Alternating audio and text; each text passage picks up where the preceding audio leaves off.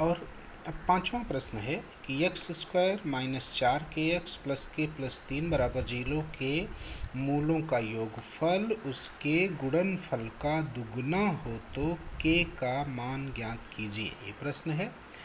तो यहाँ समझेंगे, देखिए हमें जो दिया गया वर्ग समीकरण क्या है, x square minus 4kx plus के प्लस 3 बराबर 0। यहाँ सबसे पहले क्या करेंगे, ए बी सी की वैल्यू मतलब इसकी तुलना A X square plus B X plus C से करेंगे। तो ए की जगह कितना है 1, बी की जगह पे कितना है -4k, और बाकी जो बचता है सब सी होता है। तो सी की वैल्यू क्या है k प्लस 3। तो ए बी और सी की वैल्यू आ गई। अब माना समीकरण के मूल अल्फ़ा तथा बीटा हैं, इसके जो दो मूल हैं उसको हम मान लिए।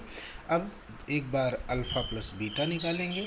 तो अल्फ़ा प्लस बीटा का सूत्र क्या है -b/a। तो माइनस बी की वैल्यू क्या है -4k/a की वैल्यू कितना है 1। तो माइनस माइनस का गुणा होके 4k/1 और 4k/1 4k आएगा।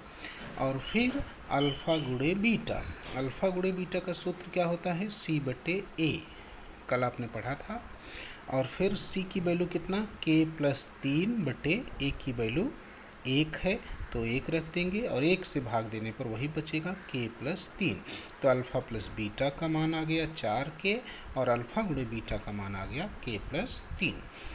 अब प्रश्न के अनुसार हमें दिया गया है, ध्यान से प्रश्न को देखेंगे कि मूलों का योगफल, मूलों का योगफल मतलब 4k, उसके गुणनफल, गुणनफल मतलब k प्लस 3। तो योगफल गुणनफल का दुगुना है, मतलब ये योगफल डबल है, दुगुना है। तो अगर हमें दोनों को बराबर करना है तो जो दुगुना नहीं है उसमें 2 का गुणा करना पड़ेगा। क्लियर समझिएगा कि योगफल जो है वो गुणनफल का ये दुगुना है, ये दुगुना है मतलब कि हमें गुणनफल में 2 से गुणा कर देंगे तो दोनों बराबर हो जाएंगे। तो हमारा समीकरण क्या बनेगा 4 के बराबर k प्लस 3 गुणे 2। अब इसी को सॉल्व करेंगे। 4 के बराबर 2 का k में गुणा होगा 2k, 2 का 3 में गुणा होगा 6। अब 2k इधर आएगा तो इधर प्लस से इधर आके माइनस, तो 4k माइनस 2k बराबर 6। और 4k में से 2k को घटाएंगे तो 2k और बराबर 6 आएगा।